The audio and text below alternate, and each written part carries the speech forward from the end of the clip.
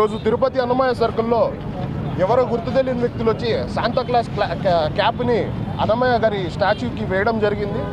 ఆ వ్యక్తులు ఎవరైనా సరే, దాని వెనకాల ఉన్న మోటివ్ ఏదైనా సరే, పోలీసులు వెంటనే యాక్షన్ తీసుకొని వాళ్ళని సాయంత్రం లోపల అరెస్ట్ చేయాలి. అరెస్ట్ చేసిన వ్యక్తిని ఇక్కడికి తీసుకొచ్చి స్టాచ్యూకి, అన్నమయ్య గారి స్టాచ్యూకి సారీ చెప్పించి కాళ్ళు పట్టించాలని చెప్పి కూడా మేము బజరంగ దళ నుంచి హెచ్చరిస్తున్నాము. నెక్స్ట్ టైం ఇట్లాంటి పనులు ఎవరైనా చెయ్యాలి అని ఆలోచన వస్తే వాళ్ళకి చాలా చాలా బుద్ధి వచ్చే విధంగా దేహశుద్ధి చేసి, రోడ్లపైన దేహశుద్ధి చేసి మేము బుద్ధి చెప్తామని చెప్పి కూడా బజరంగ దళ తరఫు నుంచి తెలియజేసుకుంటున్నాము. జై శ్రీరామ్.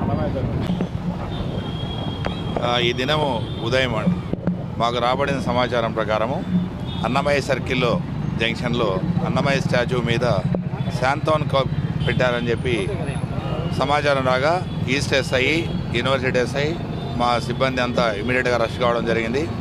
అక్కడ ఉన్నదని తీసేసి తర్వాత దీనికి సంబంధించి బజరంగ దళాలు ఫిర్యాదు ఇస్తారని చెప్పారు. దాని మీద ఫిర్యాదు మీద కేసు రిజిస్టర్ చేసి ఉన్నత తెలియజేసి దీని మీద ఎవరైనా ఇలాంటి చర్యలకు పాల్పడిన వాళ్ళు కఠినమైన చర్యలు తీసుకుంటాం.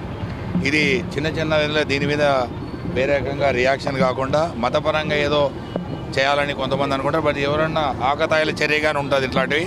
అది వేరే వేరే ఉద్దేశంతో తీసుకోకుండా పోలీసులు దీని మీద కఠిన చర్య తీసుకుంటారని చెప్పి అన్ని రిలీజన్స్, అన్ని మతాలకు సంబంధించిన వాళ్ళు గమనించి తిరుపతిని సేఫ్ సిటీ, సెక్యూర్ సిటీగా ఉండాలంటే అన్ని మతాల వారు, అన్ని కులాల వారు జాగ్రత్తగా ఉండాలని, ఇట్లాంటి చర్యలకు ఎవరు ప్రేరేపితం కాకుండా ప్రశాంత జీవనం గడపాలని పోలీస్ డిపార్ట్మెంట్ ద్వారా తెలియజేసుకుంటున్నాం. అట్లాగే మన తిరుపతి ఎస్పీ సుబ్బరాయుడు సార్ ఆధ్వర్యంలో నేను తప్పకుండా ఇది డిటెక్ట్ చేసి వాని మీద చట్టపరంగా చర్యలు తీసుకుంటాం.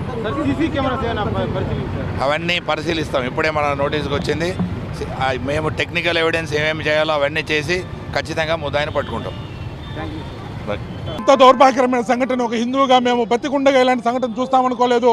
కలియుగ దైవం ఆ వెంకటేశ్వర స్వామికి ఎంతో ప్రాణమైనటువంటి అన్నమయ్య నెత్తి మీద ఆ యేసుక్రీస్తు సంబంధించినటువంటి టోపీ పెట్టడం, ఇక్కడ ఏమవుతోంది, ప్రభుత్వం ఏం చేస్తోంది, సనాతన ధర్మ రక్షణకు ప్రాణాలు ఇస్తానన్న పవన్ కళ్యాణ్ గారు ఈరోజు ఏమైంది, మా ప్రాణాలు తీయడానికే మీరు డైలాగ్ చెప్పారా?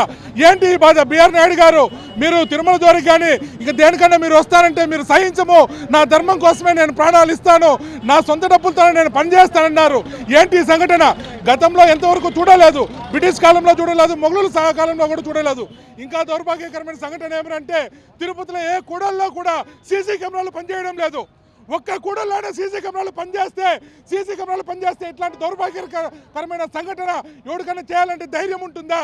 ఈరోజు ట్రాఫిక్ విపరీతంగా పోతూ ఉంది, కానీ ఎవరిని పట్టుకోలేకపోతున్నాం. కారణం ఏమంటే సీసీ కెమెరాలు లేవు అని తెలుసుకున్నటువంటి ఈ గొర్రెలు ఈరోజు వచ్చి అన్నమయ్య మీద నెత్తిన టోపీ పెట్టి వెళ్ళారు.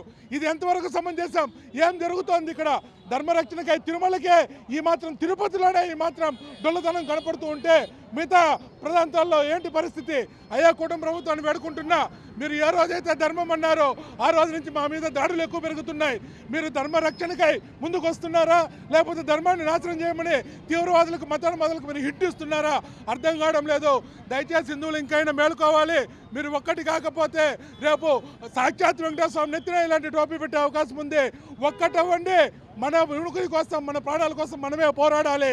ఇంకెవరు రారని మిమ్మల్ని ప్రాధాన్యపడుతున్నా.